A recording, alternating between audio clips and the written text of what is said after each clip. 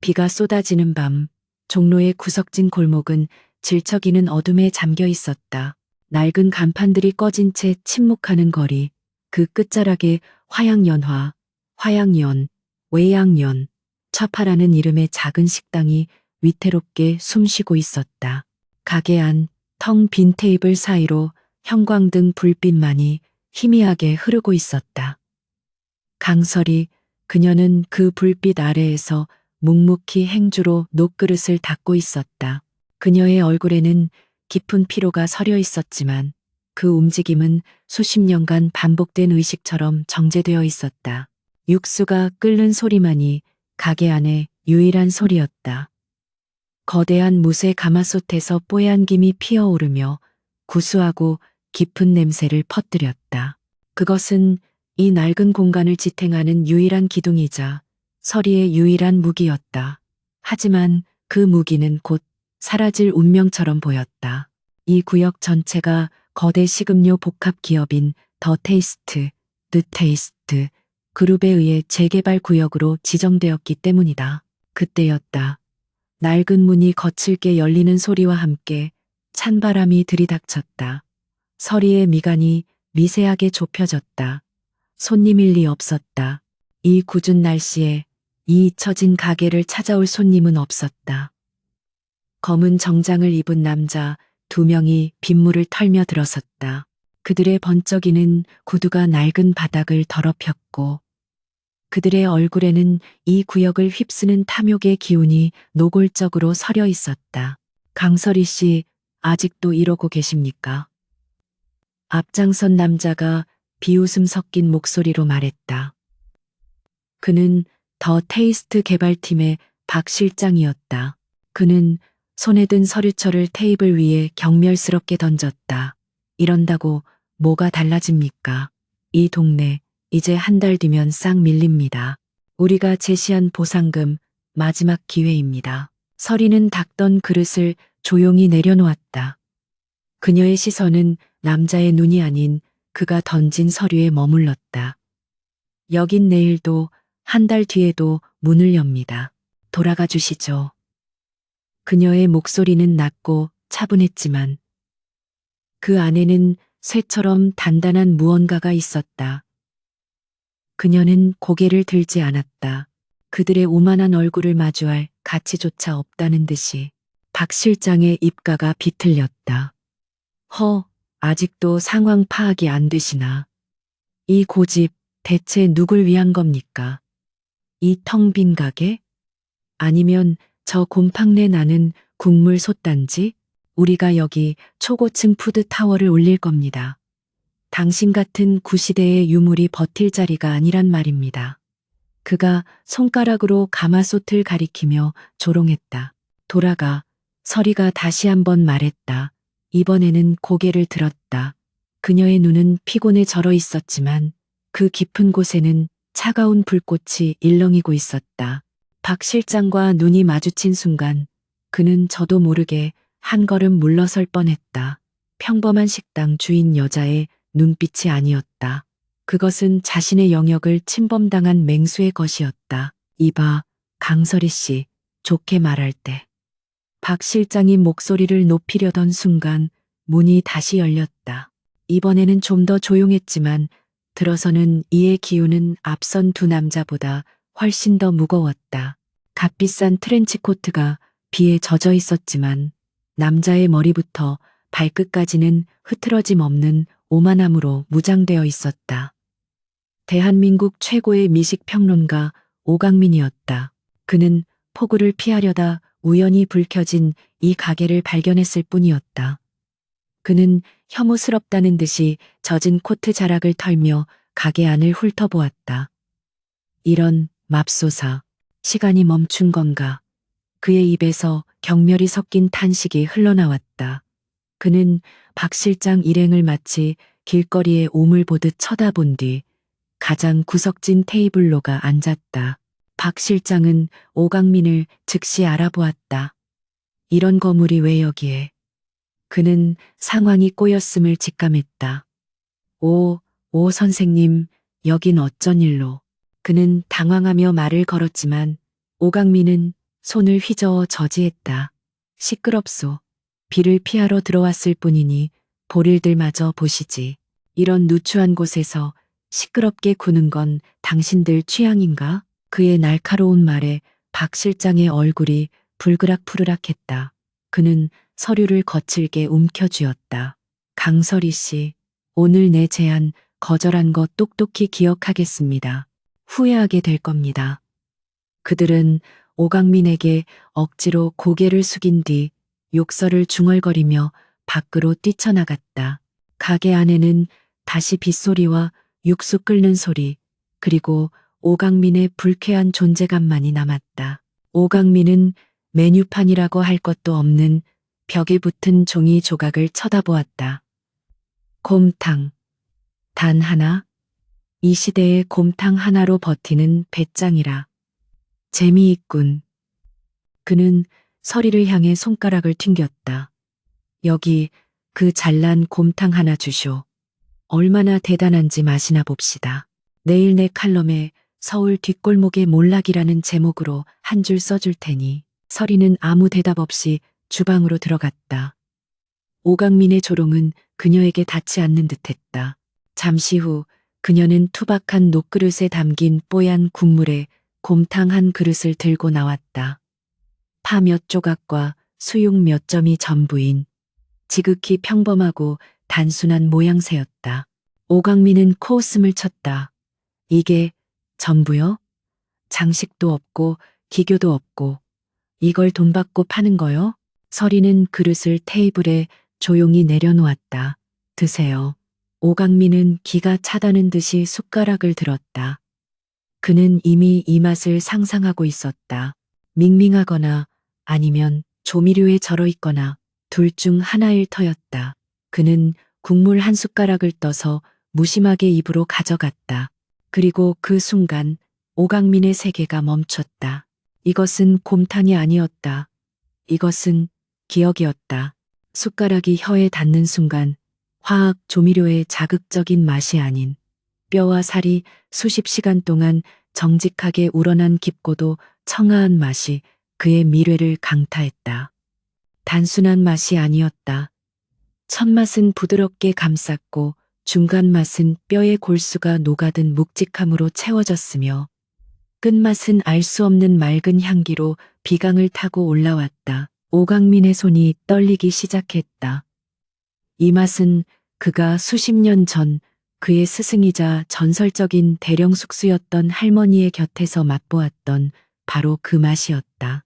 불의 힘을 완벽하게 제어하여 재료의 혼을 뽑아낸다는 전설의 기법, 화인.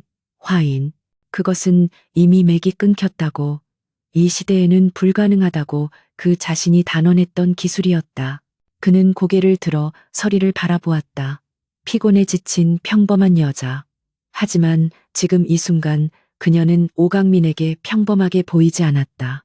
저 여자가, 어떻게 저런 초라한 여자가 감히 이 맛을. 그는 다시 국물을 한 모금 마셨다. 이번에는 단순한 맛이 아니었다. 국물이 목을 타고 넘어가는 순간 잊고 있었던 어린 시절의 기억, 할머니의 따뜻했던 손길, 그리고 자신이 왜 이 길을 걷기 시작했는지에 대한 첫 마음이 폭풍처럼 밀려왔다. 오강민은 자신도 모르게 눈시울이 뜨거워지는 것을 느꼈다. 이럴 리가 없었다. 자신은 대한민국 최고의 평론가였다. 감정에 휘둘려서는 안 됐다.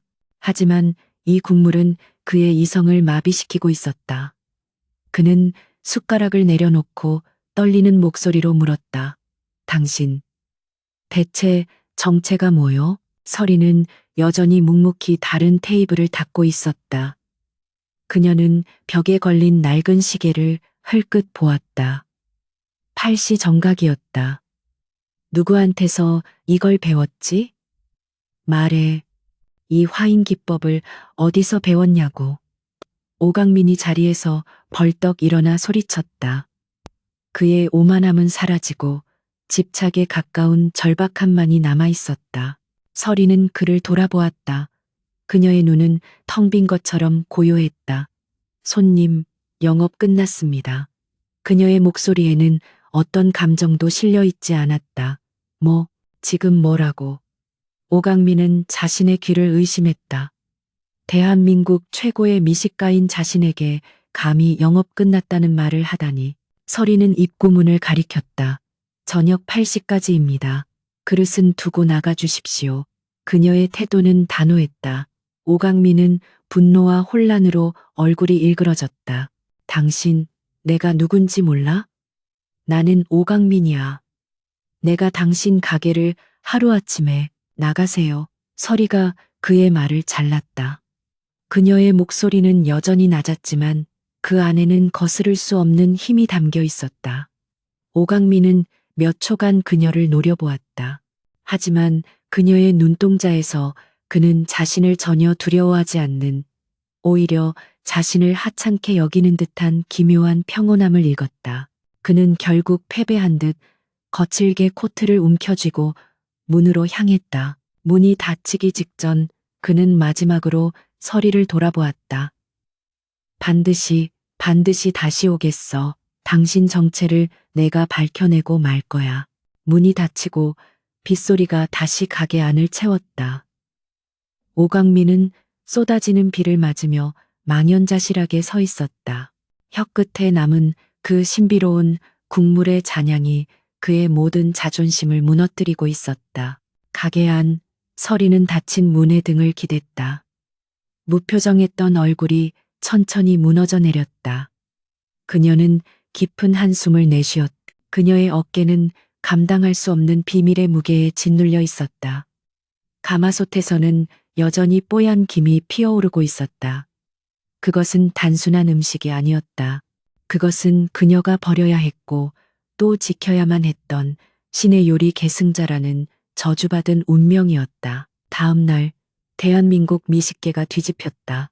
오강민이 자신의 칼럼 오강민의 혀에 서울 뒷골목의 몰락 대신 망각의 강을 건넌 말이라는 제목의 글을 기고했기 때문이었다. 글은 모호하고 시적이었다. 그는 곰탕이라는 단어를 직접 언급하지 않았다. 대신 재료의 혼이 빚어낸 청아한 국물 한 모금이 조미료와 효율에 중독된 현대인의 미각을 구원할 마지막 보루라고 썼다. 그는 장소나 이름을 밝히지 않았지만 그가 묘사한 시간이 멈춘 듯한 낡은 가게와 피로 속에서도 신념을 잃지 않은 여주인에 대한 묘사는 업계의 모든 호기심을 자극하기에 충분했다. 사람들은 오강민이 미쳤다고 생각했다.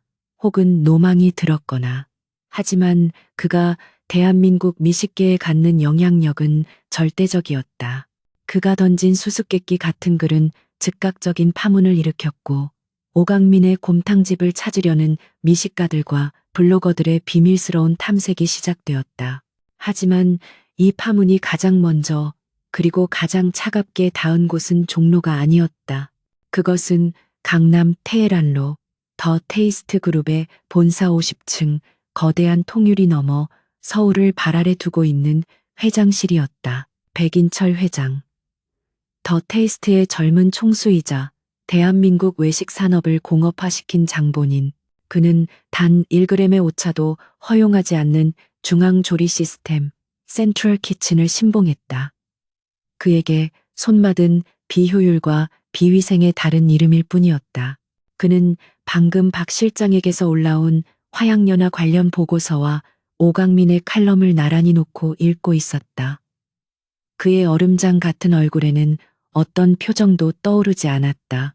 재밌군. 그가 나지막이 중얼거렸다. 박 실장은 그 한마디에 등줄기가 서늘해지는 것을 느꼈다. 회장님, 저 오강민이가 무슨 꿍꿍이인지 모르겠습니다. 어제 분명히 닥쳐. 백인철이 손을 들어 말을 막았다. 오강민이 중요한 게 아니야. 중요한 건 타이밍이지. 그는 보고서에 적힌 강설이라는 이름을 손가락으로 천천히 쓸어내렸다. 백인철은 효율의 신봉자였지만 동시에 지독한 완벽주의자였다.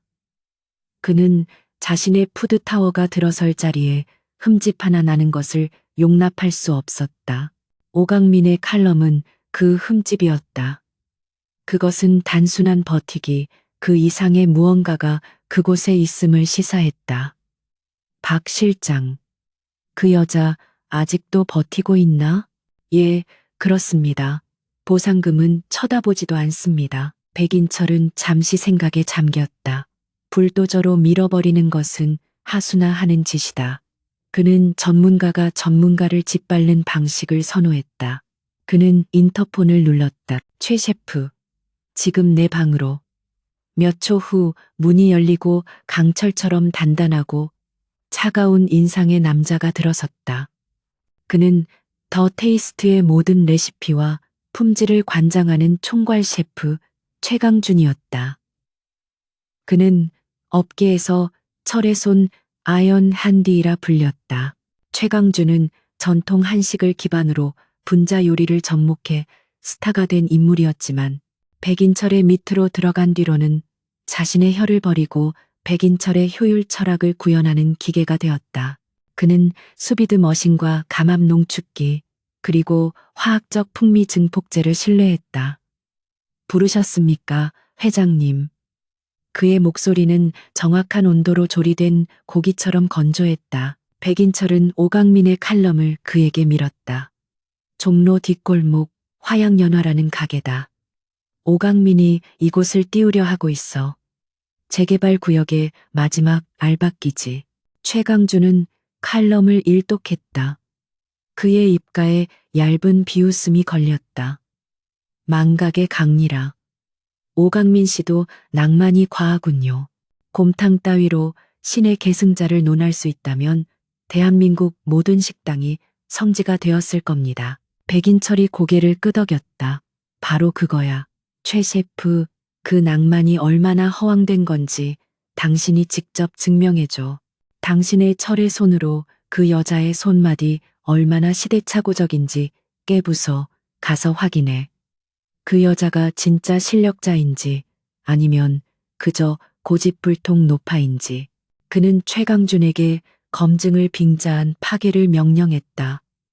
알겠습니다. 회장님, 그날 오후 화양연화의 낡은 문이 다시 열렸다. 이번에는 폭우가 아니었지만 가게 안으로 들어선 그림자는 폭풍우보다 더 위압적이었다. 최강준은 혼자가 아니었다. 그는 조리도구가 가득 담긴 은색 카드 케이스를 든 조수 2명을 대동했다. 그는 가게 안을 둘러보았다. 어제와 다름없이 손님은 없었고 서리는 묵묵히 마른 나무를 다듬고 있었다. 최강준은 서리 앞 테이블에 거만하게 앉았다. 그는 조수들에게 눈짓했다. 조수들은 익숙하게 휴대용 인덕션과 소형 수비드 머신, 심지어 액화 질소통까지 꺼내기 시작했다. 순식간에 낡은 가게의 테이블 하나가 하이테크 조리 실험실처럼 변했다. 서리는 나물 다듬는 것을 멈추고 그들을 바라보았지만 여전히 말이 없었다. 강서리 씨, 맞습니까? 최강준이 입을 열었다. 서리는 조용히 고개를 끄덕였다. 나는 더 테이스트의 최강준 총괄 셰프입니다. 어제 오강민 평론가가 당신 가게에 대해 흥미로운 글을 썼더군요. 그는 곰탕을 주문하지 않았다. 그는 처음부터 이곳에 손님으로 온 것이 아니었다. 오강민 씨는 재료의 혼을 말했지만 내 철학은 다릅니다. 요리는 과학입니다. 정확한 온도, 정확한 시간, 정확한 분자 구조의 변화. 그것이 맛을 지배하죠. 그는 조수가 건넨 최고급 한우 안심 한 덩이를 들어보였다. 이 고기로 당신과 내가 각자의 방식으로 완벽한 익힘을 증명해 봅시다.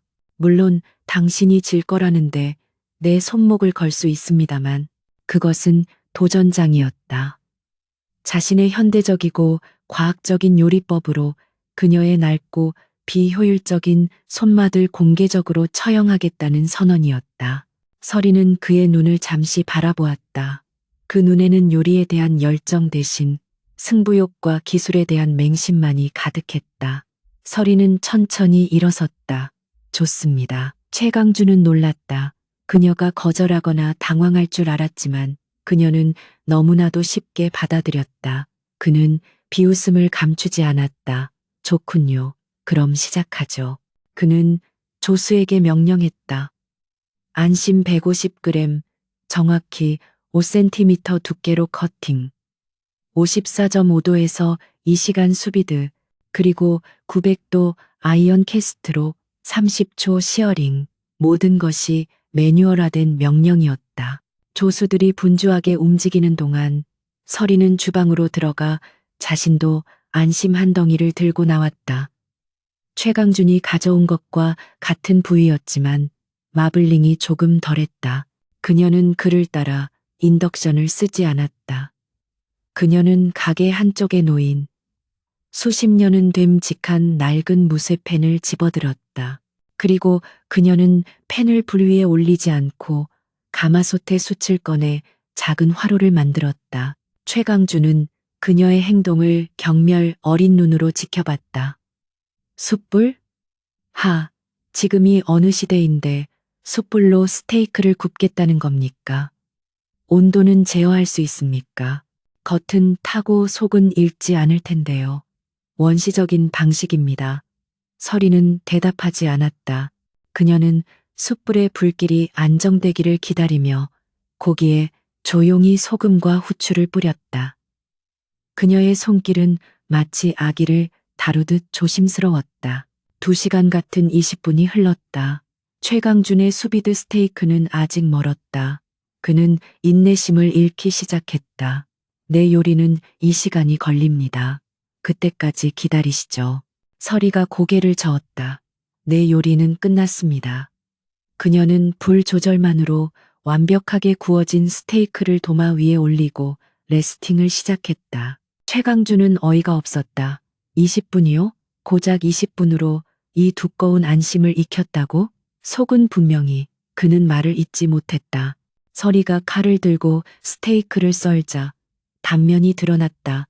그것은 기적에 가까웠다. 겉은 완벽한 갈색 크러스트를 이루고 있었지만 속은 가장자리의 잿빛띠 그레이밴드가 전혀 없이 중심부까지 선명하고 균일한 핑크빛을 띠고 있었다.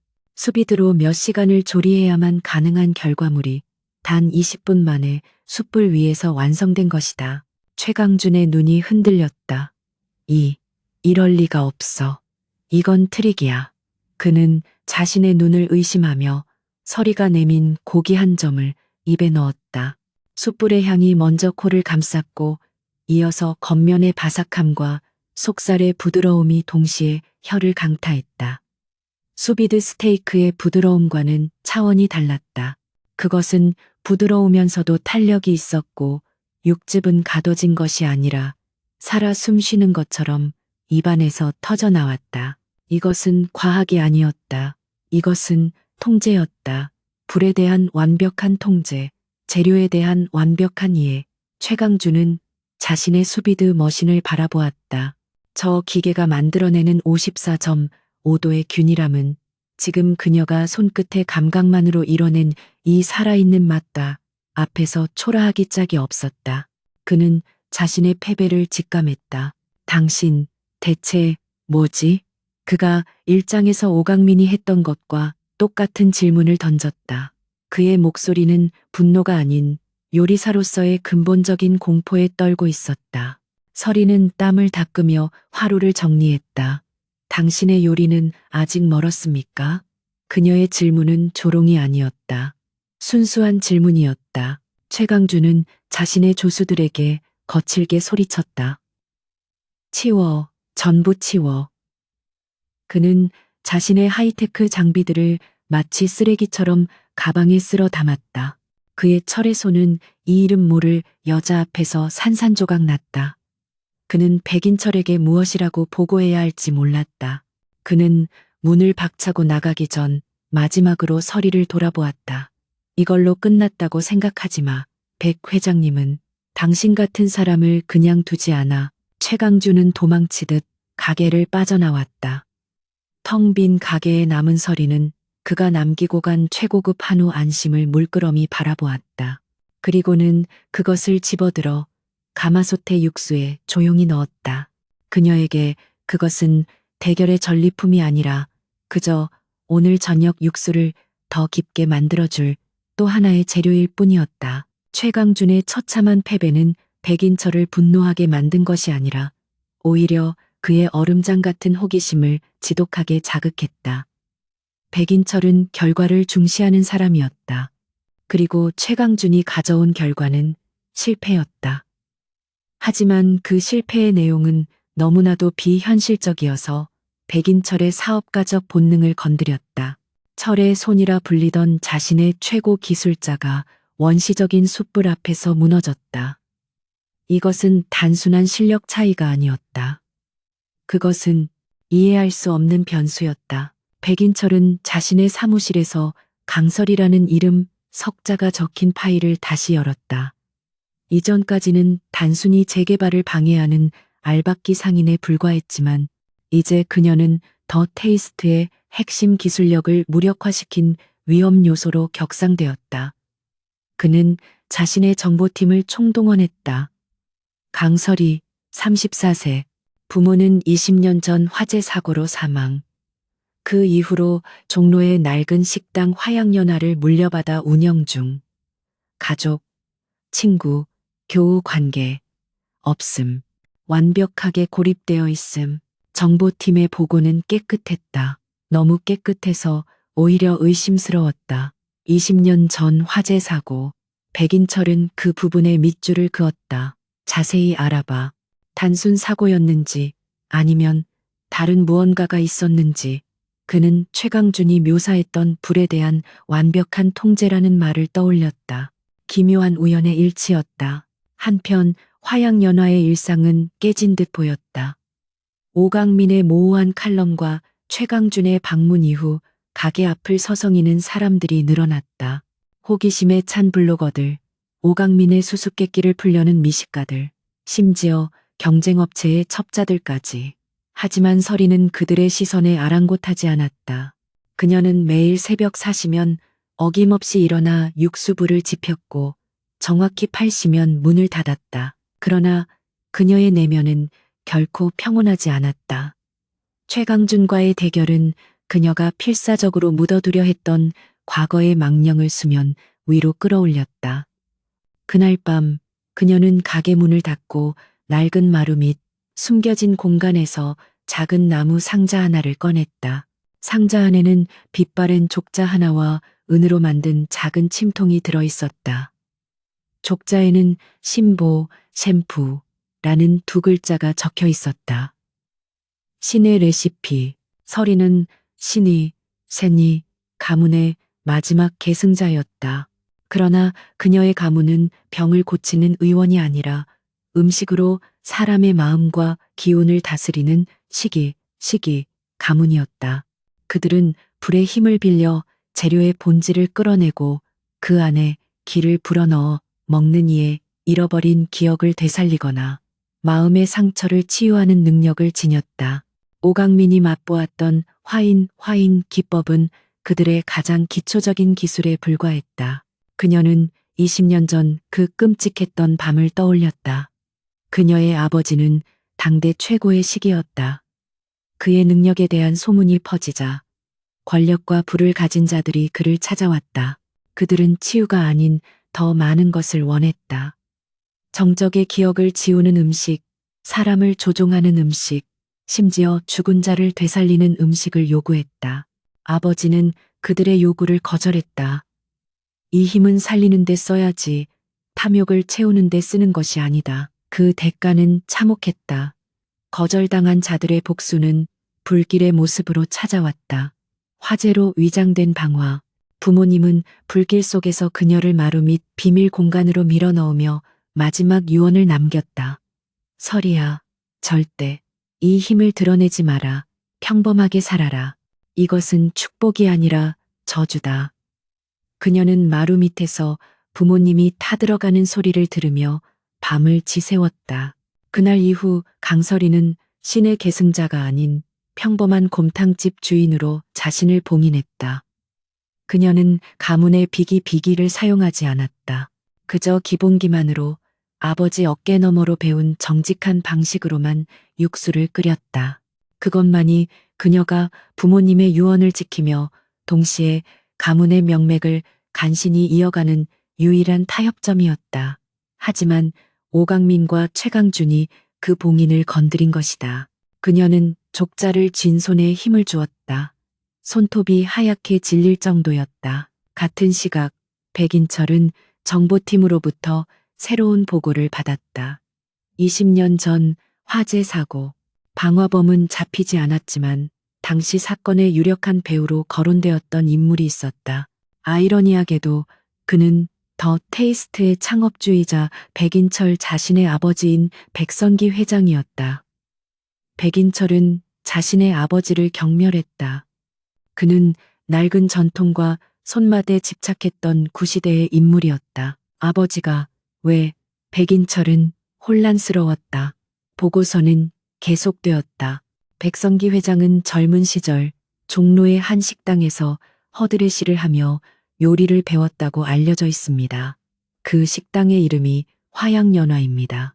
백인철의 머릿속에서 모든 조각이 맞춰지기 시작했다. 아버지는 단순한 요리사가 아니었다. 그는 신보를 훔치려 했던 것이다. 백선기 회장은 신보의 힘을 얻으려 했으나 자질이 부족해 쫓겨났고 이에 앙심을 품고 불을 질러 모든 것을 빼앗으려 했다. 그리고 그는 그 불길 속에서 훔쳐낸 반쪽짜리 비기, 비시와 죄책감을 바탕으로 더 테이스트를 설립했다. 백인철이 그토록 경멸했던 아버지의 손맛에 대한 집착은 사실 얻지 못한 신의 힘에 대한 갈망이었던 것이다. 이제 모든 것이 분명해졌다. 강설이는 단순한 생존자가 아니었다. 그녀는 그 신의 힘을 온전히 물려받은 유일한 계승자였다. 백인철의 입가에 차가운 미소가 번졌다. 재개발? 그는 박 실장이 올린 서류를 쓰레기통에 쳐넣었다. 그의 목표는 이제 낡은 건물이 아니었다. 그의 목표는 강설이, 그녀 자신이었다. 아버지는 실패했지만 나는 다르다. 백인철은 중얼거렸다. 그는 아버지가 그토록 갈망했던 그 힘을 원했다. 하지만 그는 그것을 신비로운 주술로 여기지 않았다. 그는 그것을 분석 가능한 기술로 보았다. 만약 강설이의 그 카라는 것을 분석하고 수치화하고 대량 복제할 수만 있다면 더 테이스트는 단순한 식품 회사가 아니라 전 세계인의 감정과 기억을 통제할 수 있는 제국이 될 터였다. 그는 최강준을 다시 불렀다. 패배감에 젖어있던 최강준은 백인철의 새로운 명령에 전율했다. 최 셰프. 그 여자는 단순한 요리사가 아니야. 그녀는 우리가 잃어버린 기술, 아니, 우리가 아직 정복하지 못한 기술을 가지고 있어. 백인철은 그에게 접근 방식을 바꾸라고 지시했다. 이제부터 그녀는 적이 아니야. 그녀는 우리가 모셔와야 할 가장 귀중한 자산이다. 무슨 수를 써서라도 그녀가 가진 비밀을 내 것으로 만들어. 백인철의 눈은 탐욕으로 불타고 있었다. 그는 강설이라는 존재가 가진 진정한 가치를 깨달았다. 그는 그녀의 가게를 빼앗는 것이 아니라 그녀의 모든 것을, 그녀의 혈통에 흐르는 그 신비한 힘 자체를 소유하기로 결심했다. 화양연화를 둘러싼 압박은 잠시 사라졌다. 하지만 설이는 직감했다. 이것은 폭풍 전의 고요함이라는 것을. 더 거대하고 교활한 그림자가 그녀의 좁은 골목을 향해 다가오고 있었다. 그녀는 나무 상자를 다시 마루 밑에 넣으며 굳게 다짐했다. 이번에는 도망치지 않겠다고. 더 테이스트의 압박이 거짓말처럼 사라졌다. 매일같이 찾아와 문을 두드리던 박 실장 일행의 발길이 끊겼고 가게 앞을 어슬렁거리던 정체불명의 사내들도 자취를 감췄다. 종로의 낡은 골목은 한 달 전과 같은 침묵을 되찾았다. 하지만 강설이는 이것이 평화가 아님을 직감했다. 그것은 더 거대한 폭풍이 몰아치기 전 상대를 교란하기 위한 전략적인 고요함이었다. 맹수는 사냥감을 덮치기 직전에 몸을 가장 낮게 숨기는 법이다. 아니나 다를까. 그 고요함은 일주일 만에 대한민국 전체를 뒤흔드는 거대한 소음으로 깨졌다. 백인철이 직접 전면에 나섰다. 그는 더 테이스트 본사에서 대규모 기자회견을 열었다.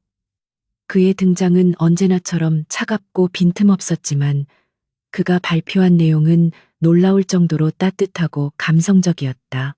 오늘 더 테이스트는 우리의 뿌리를 되찾는 위대한 여정을 시작하려 합니다. 백인철은 거대한 스크린에 뜬 황금수라, 골든수라라는 로고를 배경으로 연설을 시작했다. 우리는 그동안 효율과 현대화에 집중해 왔습니다. 하지만 그 과정에서 이 땅의 골목골목에 숨겨진 진정한 맛의 유산들을 잊고 있었습니다. 그의 발언은 업계에 충격을 주었다. 효율과 공업화의 화신이었던 백인철이 유산을 말하고 있었다. 얼마 전 저명한 오강민 평론가께서 망각의 강을 건넌 맛에 대해 말씀하셨습니다. 그 칼럼은 저에게 깊은 울림을 주었습니다. 더 테이스트는 이제 그 잊혀진 맛을 발굴하고 지키고 계승하는데 모든 자원을 투입할 것입니다. 그가 발표한 황금수라는 단순한 요리 대회가 아니었다. 사라져가는 대한민국 전통의 맛을 찾아서라는 부제 아래 전국에 숨어있는 장인들을 발굴하여 막대한 상금과 함께 더 테이스트의 이름으로 그들의 비법을 보존하고 상품화해 주겠다는 파격적인 제안이었다. 우승 상금은 10억 원, 그리고 우승자의 레시피는 더 테이스트의 최고급 프리미엄 라인으로 출시된다는 조건이었다. 기자들의 플래시가 터졌다. 이것은 재개발 횡포로 얼룩졌던 더 테이스트의 이미지를 단숨에 전통의 수호자로 탈바꿈시키는 천재적인 전략이었다. 백인철은 여기서 멈추지 않았다. 우리는 특히 종로의 낡은 골목에서 묵묵히 유산을 지키고 계신 분들께 주목하고 있습니다. 더 테이스트는 그분들을 파괴하는 것이 아니라 그분들의 위대한 가치를 전 세계에 알리는 무대를 제공하고자 합니다. 그는 강설이를 직접 언급하지 않았지만 모든 카메라가 그녀의 화양연화를 향하도록 만들었다. 이제 강설이는 재개발에 맞서는 불쌍한 피해자가 아니라 황금수라라는 영광스러운 무대에 올라 자신의 가치를 증명해야 할 숨은 고수가 되었다. 백인철은 그녀에게 거절할 수 없는 덫을 놓았다. 만약 그녀가 이 대회에 나오지 않는다면 그녀는 자신의 요리에 자신이 없는 그저 오강민의 과대 포장으로 탄생한 거품에 불과하다는 것을 인정하는 꼴이 될 터였다. 그날 저녁 오강민이 화양연화를 찾아왔다. 그의 얼굴은 수치심과 분노로 일그러져 있었다. 강 사장, 봤소? 백인철, 그 교활한 뱀 같은 자식, 감히 내 칼럼을, 내 이름을. 그는 자신의 글이 백인철의 탐욕을 위한 도구가 되었다는 사실에 치를 떨었다. 그놈이 당신을 노리고 만든 무대여. 이건 명백한 함정이요. 서리는 묵묵히 그에게 따뜻한 차를 한 잔 내밀었다. 그녀의 평온한 태도에 오강민은 더욱 답답함을 느꼈다.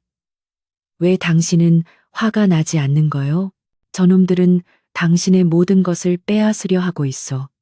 당신의 가게, 당신의 요리, 그리고 이제는 당신의 명예까지. 서리가 처음으로 입을 열었다. 그가 원하는 건 제 가게가 아닙니다. 오강민은 그녀의 말뜻을 이해하지 못했다. 그럼 대체 그는 제 아버지가 가졌던 것, 그리고 지금은 제가 가진 것을 원하고 있습니다. 그는 그것을 훔쳐서 복제하고 통조림처럼 만들어 팔고 싶어 합니다. 오강민은 그제야 어렴풋이 깨달았다. 강설이가 가진 힘이 단순한 손맛의 차원이 아님을. 그렇다면 더더욱 이 함정에 빠져서는 안 돼요. 거절하시오. 내가 어떻게든. 거절하면 어떻게 됩니까? 설이가 그의 말을 끊었다. 제가 거절하면 사람들은 제 요리가 형편없다고 생각할 겁니다. 백인철은 저를 자신을 과대 포장한 고집불통으로 몰아갈 테고 황금수라는 제가 빠진 채 진행되겠죠. 그리고 그들은 가짜 우승자를 내세워 전통의 맛들 멋대로 정의할 겁니다. 서리의 눈빛은 차갑게 가라앉아 있었다. 그녀는 모든 것을 꿰뚫어 보고 있었다. 백인철은 제가 숨을 곳을 없애버렸습니다. 제가 숨으면 아버지가 지켜온 모든 것이 가짜가 됩니다. 오강민은 할 말을 잃었다. 서리의 말이 맞았다. 백인철은 그녀가 싸우지 않으면 패배자가 되고 싸우러 나오면 포획물이 되는 완벽한 덫을 설계했다. 그는 고개를 숙였다. 미안하오. 내 섣부른 글이 당신을 이 곤경에 빠뜨렸소. 서리는 고개를 저었다. 아닙니다. 당신의 글은 저에게 제가 잊고 있던 것을 상기시켜 주었습니다. 20년간 저는 도망치고 있었습니다. 아버지의 유언을 지킨다는 핑계로 이 힘을 마주할 용기가 없었습니다. 그녀는 마루 밑에 숨겨두었던 신보, 샘프를 생각했다. 그 족자에는 음식은 곧 마음이다. 심라는 가문의 가르침이 적혀 있었다. 더 테이스트가 하려는 것은 그 마음을 제거하고 기술만 복제하려는 행위였다. 그것은 가문에 대한 모독이자 돌아가신 부모님에 대한 두 번째 살인이었다. 저는 더 이상 도망칠 수 없습니다. 도망치는 것은 지는 것이니까요. 그녀의 목소리에는 더 이상 피로가 아닌 차가운 결의가 서려 있었다. 며칠 후 화양연화로 공식 초청장이 배달되었다. 배달을 온 사람은 뜻밖에도 철의 손 최강준이었다. 그는 지난번에 오만함 대신 복잡한 감정이 뒤섞인 얼굴을 하고 있었다. 그는 세프 복장이 아닌 단정한 정장 차림이었다. 그는 서리에게 황금색으로 장식된 두꺼운 초청장을 내밀었다. 회장님께서 강서리 선생께 직접 전하라고 하셨습니다. 그는 선생이라는 호칭을 썼다. 지난번의 대결이 그를 완전히 바꿔놓은 듯했다. 이것은 단순한 초대가 아닙니다. 이것은 회장님의 의지입니다. 서리는 초청장을 묵묵히 받아들었다. 황금수라라는 글자가 그녀를 비웃는 듯 번쩍였다. 최강준은 망설이다가 낮은 목소리로 덧붙였다. 회장님은 당신이 상상하는 것 이상을 원하십니다.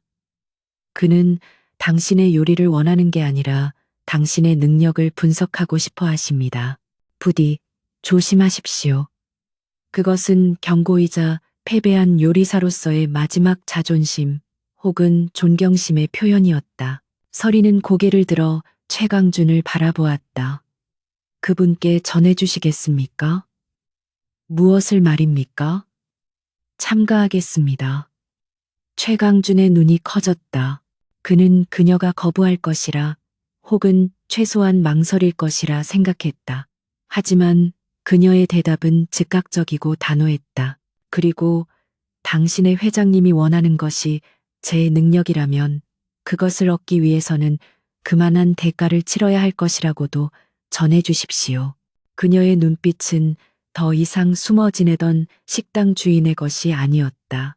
그것은 자신의 성문을 지키기 위해, 아니, 적의 심장에 칼을 꽂기 위해 성문을 열고 나가는 전사의 눈빛이었다. 최강준은 마른 침을 삼켰다. 그는 이 여자가 백인철의 화려한 함정에 걸려든 것이 아니라 오히려 그 함정을 자신의 전쟁터로 삼으려 한다는 것을 깨달았다.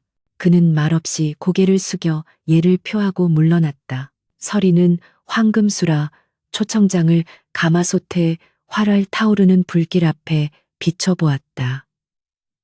그녀의 얼굴에 어른거리는 불빛이 마치 20년 전 그날의 화염처럼 이글거렸다.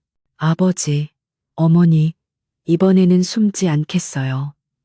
당신들이 지키려 했던 그 힘으로 당신들의 원수에게 답을 주겠어요. 황금수라의 결선 무대가 열리는 날, 더 테이스트의 본사 빌딩 최상층에 위치한 더 스카이 홀은 대한민국의 모든 미디어와 미식계 인사들로 가득 찼다. 홀은 고대 궁중연회를 현대적으로 재해석한 듯 화려하고 거대했으며 중앙 무대에는 최첨단 조리시설이 완비된 10개의 부스가 도열해 있었다. 수백 대의 카메라가 생방송을 준비하며 붉은 빛을 깜빡였다. 관중석 맨 앞줄 중앙에는 백인철이 얼음 조각 같은 미소를 지으며 앉아 있었고 그의 옆에는 심사위원석이 마련되어 있었다. 심사위원장은 뜻밖에도 오강민이었다. 백인철은 자신의 교활함을 과시하듯 오강민을 심사위원장으로 앉혔다. 오강민이 거절할 경우 그가 과거에 쓴 칼럼의 진정성을 스스로 부정하는 꼴이 되기 때문이었다. 오강민은 결국 이 모욕적인 자리를 수락했다. 그는 백인철의 쇼에 들러리를 서는 대신 가장 가까이에서 강설이의 싸움을 증언하고 그녀를 지킬 방법을 찾기로 결심했다. 그의 옆에는 철의 손 최강준 그리고 국내외 최고 스타 셰프들이 무거운 표정으로 앉아 있었다. 강설이는 9명의 다른 결선 진출자들 사이에 서 있었다. 다른 셰프들은 저마다 화려한 조리복과 최고급 칼 세트를 자랑하며 긴장과 흥분을 감추지 못했지만 설이는 화양연화에서 입던 것과 똑같은 수수하지만 단정한 흰색 조리복 차림이었다. 그녀는 자신의 낡은 무쇠펜과 몇 자루의 기본 칼만을 조리대에 올려놓았다. 그녀의 존재는 이 화려한 무대와 노골적으로 이질적이었고 그 때문에 오히려 모든 카메라에 초점을 받고 있었다. 백인철이 마이크를 잡고 일어섰다. 그의 목소리는 홀 전체에 울려 퍼졌다. 신사숙녀 여러분, 황금수라의 역사적인 결선에 오신 것을 환영합니다. 오늘 우리는 잊혀진 전통의 위대함을 목격하고 그 미래를 이끌어갈 진정한 장인을 가려낼 것입니다. 그는 설이가 있는 3번 부스를 향해 의미심장한 미소를 보냈다. 오늘의 주제는 부활입니다. 거대한 스크린의 주제가 떠오르자 장내가 술렁였다. 부활이라니 너무나 추상적인 주제였다. 그때 백인철의 지시와 함께 거대한 은색 트레이들이 각 부스로 옮겨졌다. 10개의 트레이 위에는 똑같은 천이 덮여 있었다. 여러분 앞에는 저희 더 테이스트가 이 대회를 위해 특별히 준비한 이미 이 땅에서 사라졌다고 알려진 전설의 식재료가 놓여 있습니다. 참가자들이 동시에 천을 걷어냈다. 그리고 그 순간 설이를 제외한 모든 셰프들의 얼굴이 경악으로 물들었다. 트레이 위에는 얼음으로 겨우 신선도를 유지하고 있는 기이한 생선 한 마리가 놓여 있었다. 그것은 전설 속의 생선, 월광어, 외광유였다. 수심 500m 이하의 심해에만 서식하며 달빛을 받으면 그 비늘이 푸르게 빛난다 하여 붙여진 이름. 극도로 예민하여 물 밖으로 나오는 즉시 온몸의 살이 녹아내리기 시작하는, 그래서 현대의 그 어떤 기술로도 유통이 불가능하다고 알려진 환상의 식재료였다. 이럴 수가. 저건 월광어잖아. 저걸 어떻게 요리하라고. 참가자들 사이에서 공포의 찬탄식이 터져나왔다. 최강준조차 자리에서 벌떡 일어났다. 그는 백인철을 노려보았다. 이것은 요리 대결이 아니었다. 이것은 명백한 사형 선고였다. 백인철은 최강준이 강설이의 숯불 스테이크에 패배한 것을 보고받은 뒤 그녀가 불을 다루는데 천재적이라는 것을 알았다. 그래서 그는 의도적으로 불과 상극인 극도로 섬세한 물의 식재료, 그것도 현대 기술로도 다룰 수 없는 재료를 준비한 것이다. 백인철이 다시 마이크를 잡았다. 그의 목소리에는 승리감마저 감돌았다. 월광어는 잡는 즉시 특수 제작된 저온 수조로 운반되었습니다. 하지만 보시다시피 이미 살이 녹기 시작하고 있습니다. 여러분에게 주어진 시간은 단 2시간. 2시간 안에 이 죽어가는 재료를 부활시켜 그 본연의 맛을 심사위원들에게 선사해야 합니다. 자, 시작하십시오. 공이 울렸다. 다른 셰프들은 패닉에 빠졌다. 몇몇은 생선에 손도 대지 못하고 망연자실해 있었고 몇몇은 회를 들여다 녹아내리는 살점을 보고 절망했다. 최강준은 이를 악물었다. 백인철, 저자는 악마다. 저건 불가능해. 저 생선은 인간의 손이 닿는 순간부터 맛이 파괴된다. 저걸로는 그 어떤 요리도. 오강민은 그러나 3번 부스의 강서리를 뚫어지게 쳐다보고 있었다. 그녀는 유일하게 당황하지 않았다. 그녀는 월광어를 쳐다보지도 않고 먼저 눈을 감았다. 그녀는 깊은 숨을 내쉬며 20년 전 아버지가 신보의 마지막 장을 펼쳐 보이며 했던 말을 떠올렸다. 설이야, 모든 재료에는 혼이 있다. 하지만 월광어는 특별하지. 그놈은 물의 혼 그 자체다. 불로 다스릴 수 없는 유일한 존재지. 그것을 다스릴 수 있는 것은 오직 너의 마음, 너의 기쁨이다. 설이가 눈을 떴다. 그녀의 눈빛은 더 이상 평범한 식당 주인의 것이 아니었다. 그 안에는 수백 년간 이어져 온 계승자의 깊고 푸른 심연이 담겨 있었다. 그녀는 칼을 들지 않았다. 대신 그녀는 신보와 함께 전해져 내려온 은침통을 꺼냈다. 그녀는 은침 몇 개를 뽑아들고 월광어의 머리와 척추, 그리고 꼬리 부분의 특정 혈점들에 정확하게 꽂아 넣었다. 카메라가 그녀의 기이한 행동을 클로즈업했다. 관중석이 술렁였다. 뭐 하는 거지? 요리에 침을 쓴다고? 저건 반칙 아닌가? 백인철조차 미간을 찌푸렸다. 그는 그녀가 불을 쓸 수 없게 만들었지만 저런 주술 같은 방식을 쓰리라고는 예상하지 못했다. 설이는 침을 꽂은 뒤 두 손을 월광어 위에 올렸다. 직접 재료에 대지 않고 살짝 뗀 채였다. 그리고 그녀는 자신의 기, 페이를 끌어올리기 시작했다. 그것은 그녀의 아버지가 금지했던 기술, 신유아이 가문의 비기 중 하나인 빙심결, 고르심쾌따이었다. 자신의 생명력을 기로 바꾸어 재료의 세포 하나하나에 차가운 기운을 불어넣어 그 파괴를 멈추고 시간을 되돌리는 기술이었다. 놀라운 일이 벌어졌다. 설이의 손 주변으로 푸른 아지랑이 같은 기운이 피어오르는 듯했고 녹아내리던 월광어의 살점이 서서히 탄력을 되찾기 시작했다. 비늘은 다시 푸른 빛을 발했고 죽어있던 생선의 눈동자가 마치 살아있는 것처럼 투명해졌다. 그것은 과학으로 설명할 수 없는 광경이었다.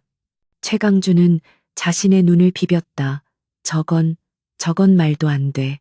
설이는 비로소 칼을 들었다. 그녀의 칼은 월광어의 살점을 가르는 것이 아니라 마치 얼음 위를 미끄러지듯 지나갔다. 그녀는 생선에서 단 한 점의 살도 발라내지 않았다. 대신 그녀는 생선의 뼈와 내장을 완벽하게 제거하고 그 껍질 안에 기로 되살려낸 순수한 살점만을 남겨두었다. 그리고 그녀는 그것을 찌거나 굽거나 끓이지 않았다. 그녀는 준비해온 맑은 동치미, 국물과 갓 피어난 백꽃 몇 송이를 가져왔다. 그녀는 차갑게 되살아난 월광어 살점을 얇게 저며 그릇에 담고 그 위에 얼음처럼 차가운 동치미 국물을 부었다. 그리고 마지막으로 백꽃을 띄웠다. 요리는 끝났다. 지극히 단순하고 어떤 화려한 기교도 없는 요리였다. 요리의 이름은 대양의 눈물, 다양의 눈물이었다. 심사 시간이 다가왔다. 다른 셰프들은 형체를 알아볼 수 없는 죽 같은 것을 내놓거나 아예 기권을 선언했다. 오직 설이의 요리만이 완벽한 형태로 심사위원석에 올랐다. 오강민은 마른 침을 삼키며 숟가락을 들었다. 다른 심사위원들은 반신반의하는 표정이었다. 오강민이 국물과 함께 월광어 한 점을 입에 넣었다. 그리고 그는 울기 시작했다. 숟가락을 떨어뜨린 채 노회한 평론가는 어린아이처럼 눈물을 흘렸다. 이 맛은, 그것은 맛이 아니었다. 그것은 감정이었다. 입안에서 녹아내리는 월광어는 맛을 내는 것이 아니라 오강민의 혀끝에서 그의 가장 순수했던 기억, 요리 평론가가 되기로 처음 마음먹었던 그 순간의 열정을 되살려냈다. 다른 심사위원들도 마찬가지였다. 최강주는 한 숟가락을 뜨고는 멍하니 허공을 바라보았다. 그는 자신이 잊고 있었던 것, 효율과 성공을 위해 스스로 버렸던 요리사로서의 첫 마음, 어머니가 끓여주셨던 된장찌개의 따뜻함을 느끼고 있었다. 철의 손에 눈에서 뜨거운 눈물이 흘러내렸다. 요리가 그들의 다친 마음을 강제로 열어젖히고 그들의 양심을 깨운 것이다. 홀 전체가 충격에 휩싸였다. 심사위원 전원이 울고 있는 이 기괴한 광경. 생방송 카메라는 백인철의 얼굴을 클로즈업했다. 그의 얼굴은 더 이상 얼음 조각이 아니었다. 분노와 당혹감, 그리고 자신이 통제할 수 없는 미지의 힘에 대한 원초적인 공포로 일그러져 있었다. 그는 자신이 설치한 화려한 함정이 자신이 잡으려 했던 사냥감에 의해 산산조각 나는 것을 실시간으로 목격하고 있었다. 황금수라의 화려한 무대는 일순간 마비되었다.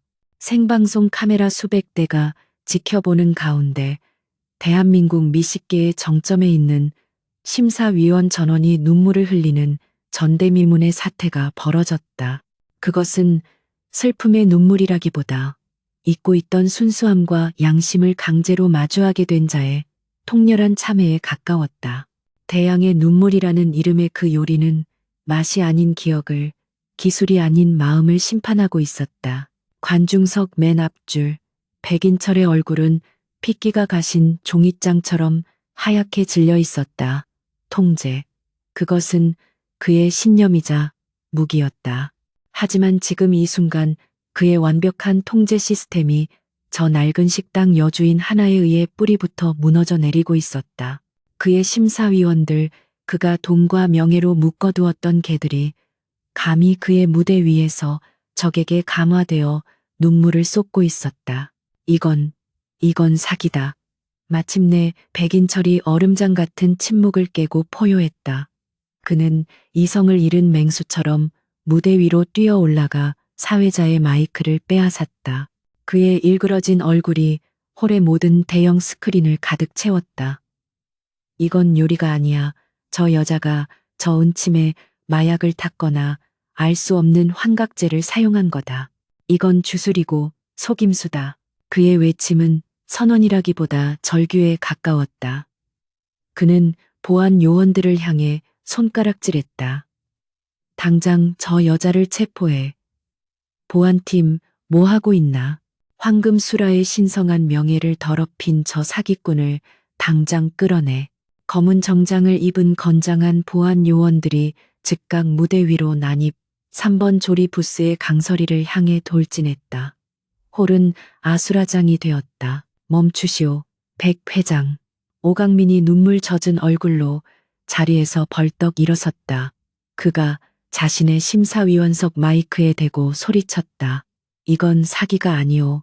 이것은 진짜 맛이오. 우리가 잊고 살았던, 감히 상상조차 못했던 진실의 맛이란 말이오. 내가 내 명예를 걸고 보장하겠소. 시끄러워. 백인철이 통제실을 향해 소리쳤다. 당장 저 영감의 마이크를 꺼버려. 오강민의 목소리가 즉시 끊겼다. 보안 요원들이 서리의 어깨를 거칠게 움켜쥐려던 바로 그 순간이었다. 사기라고 하셨습니까? 맑고 차가운, 그러나 홀 전체를 압도하는 목소리가 울려 퍼졌다. 서리는 자신의 조리대에 있던 작은 마이크를 켰다.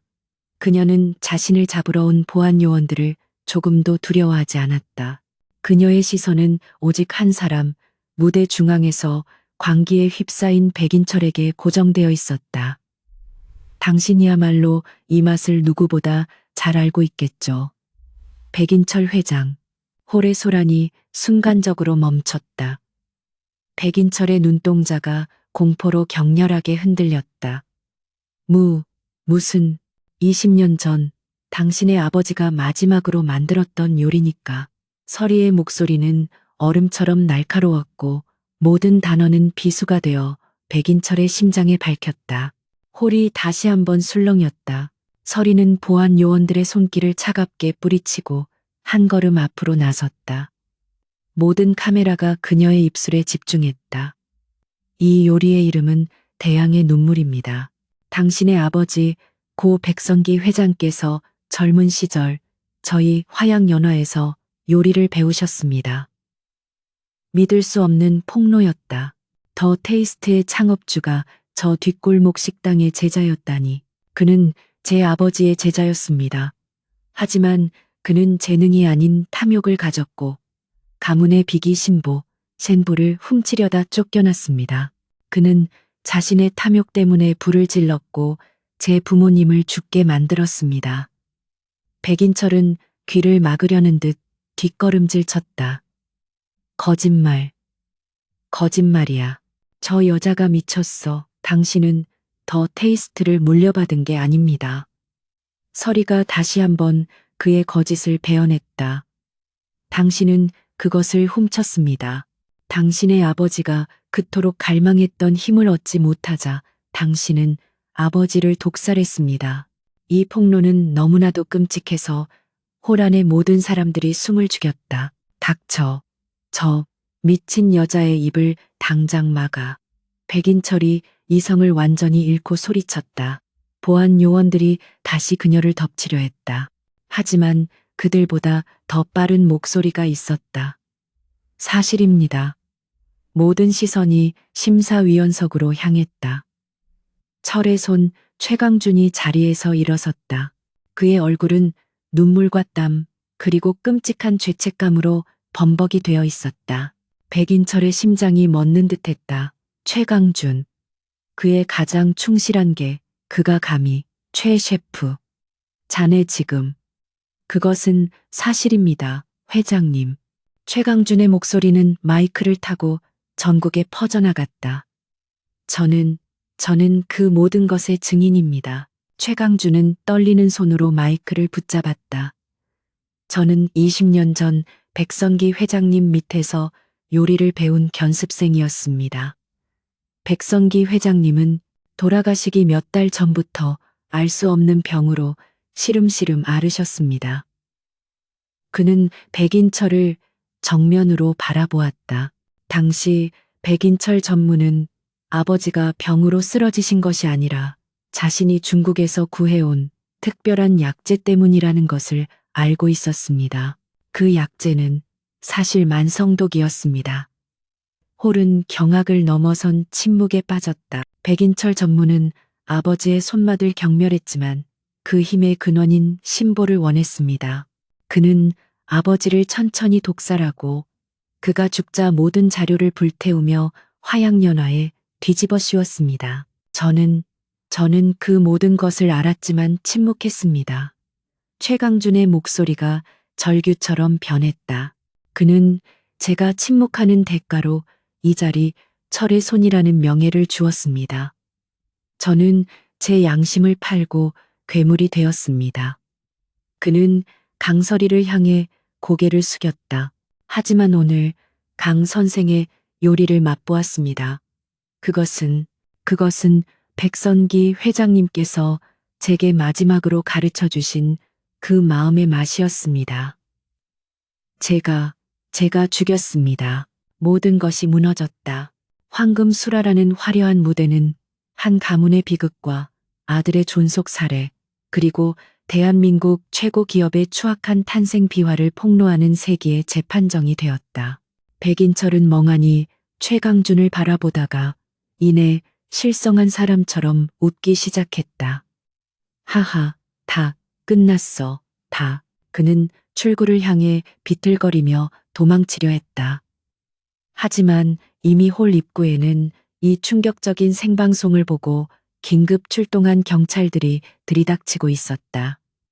백인철 씨, 살인 및 살인교사, 증거인멸 혐의로 긴급 체포합니다.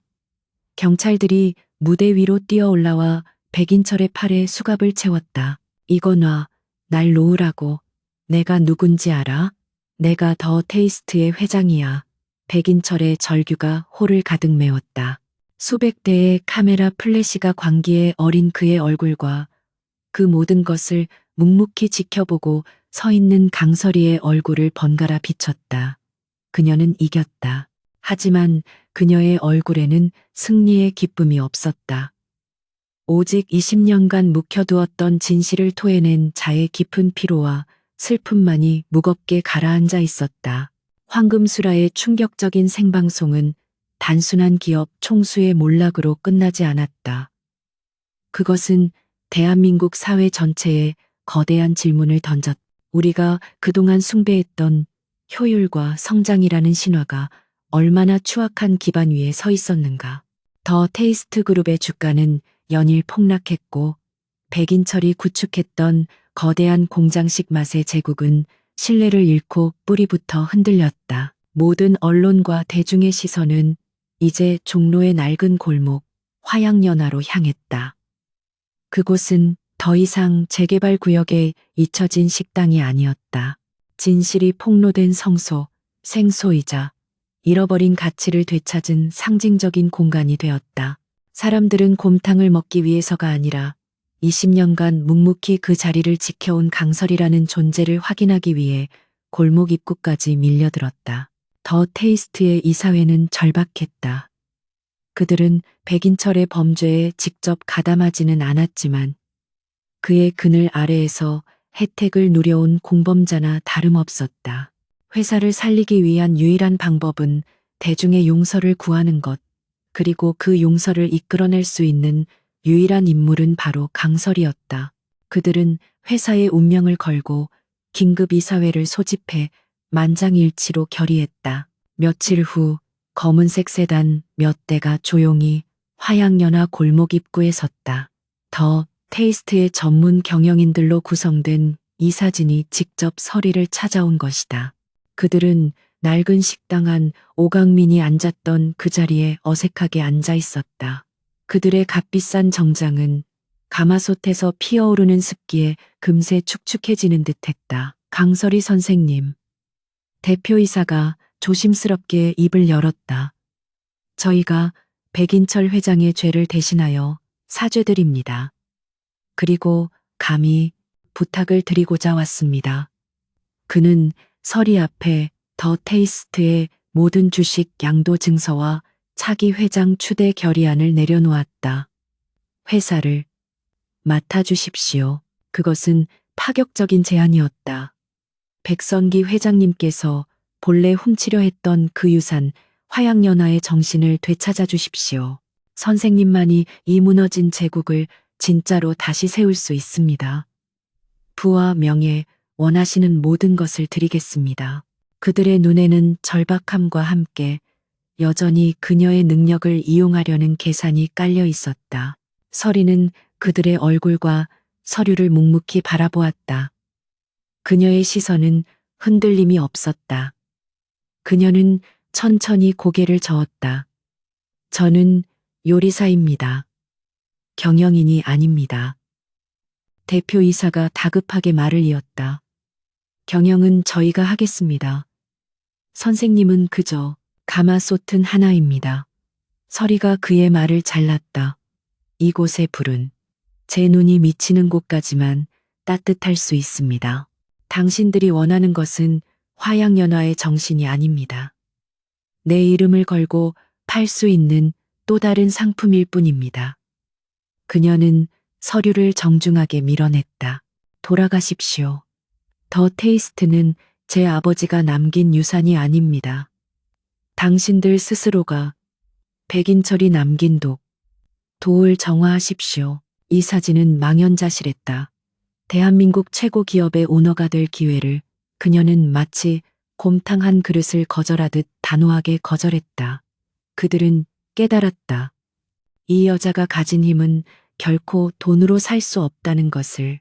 이후 더 테이스트는 구속된 최강준의 사죄와 전면적인 협조, 그리고 오강민이 포함된 시민 감시단의 감독하에 강도 높은 구조조정과 윤리 경영을 도입하며 맛의 제국이 아닌 책임지는 기업으로 고통스러운 갱생의 길을 걷게 되었다. 이 사진이 떠난 후 서리는 가게 문을 닫았다. 그녀는 마루 밑에 숨겨두었던 신보, 샘불을 꺼내 이제는 당당하게 주방벽에 걸었다. 20년간 그녀를 올감했던 저주. 하지만 이제 그것은 그녀가 짊어져야 할 책임이자 사명이었다. 그녀는 더 이상 평범한 척 숨지 않았다. 그녀는 자신의 운명을 신의 요리 계승자로서의 길을 받아들이기로 했다. 그녀가 다시 가마솥을 정비할 때 낡은 문틈으로 작은 그림자 하나가 며칠째 그녀를 훔쳐보고 있었다. 이 동네 고아원에 사는 깡마른 여자아이였다.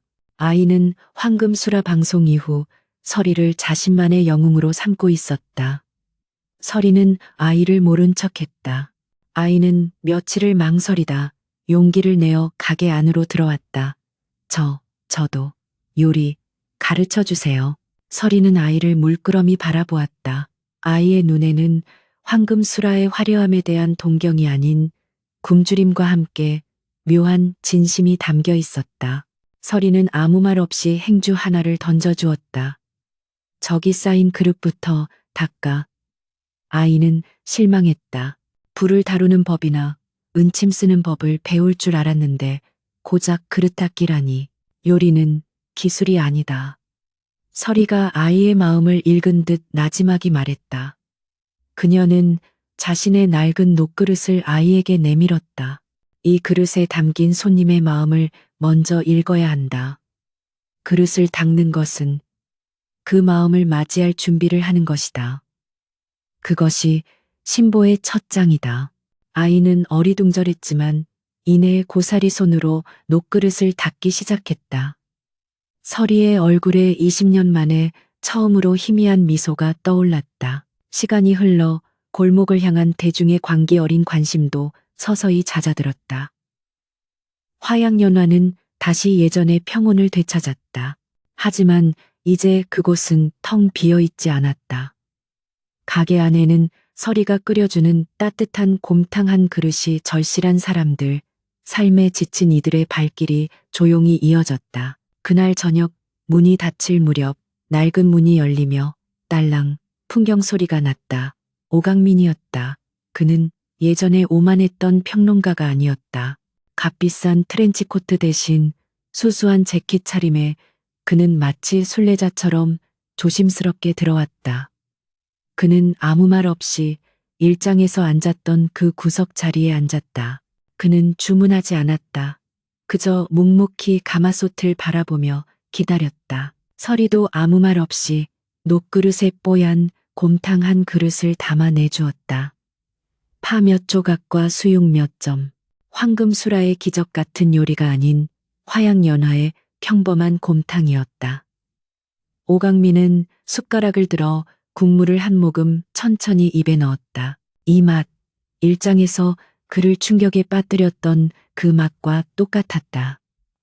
하지만 이번에 그는 전율하거나 기억을 떠올리지 않았다. 그는 울지 않았다. 대신 그는 조용히 눈을 감았다. 그리고 마침내 깨달았다. 신의 요리란 존재하지 않는다는 것을. 월광어를 되살린 기적의 깃도, 뼈와 살을 우려낸 이 평범한 국물도 결국은 하나였다. 그것은 기교나 비법이 아니었다. 그것은 마음이었다. 먹는 이를 위로하려는 요리사의 간절한 마음. 아버지가 지키려 했던 것도 백인철이 끝내 갖지 못했던 것도 바로 그것이었다. 오강민은 눈을 떴다. 그는 녹그릇을 닦고 있는 작은 아이와 아이의 손길을 묵묵히 지켜보는 서리를 바라보았다. 그리고 그는 평생 처음으로 진정으로 평화로운 미소를 지었다. 그는 신의 요리의 계승자를 본 것이 아니라 마음의 요리가 이어지는 순간을 목격하고 있었다. 서리는 창밖을 내다보았다. 낡은 골목에는 따뜻한 저녁 노을이 내리고 있었다. 그녀는 더 이상 과거의 망령에 쫓기지 않았다. 그녀는 자신의 자리에서 자신의 가마솥 앞에서 내일의 국물을 준비할 것이다. 가마솥의 뽀얀 김이 치유와 희망의 향기처럼 평화로워진 골목 안으로 조용히 퍼져나가고 있었다.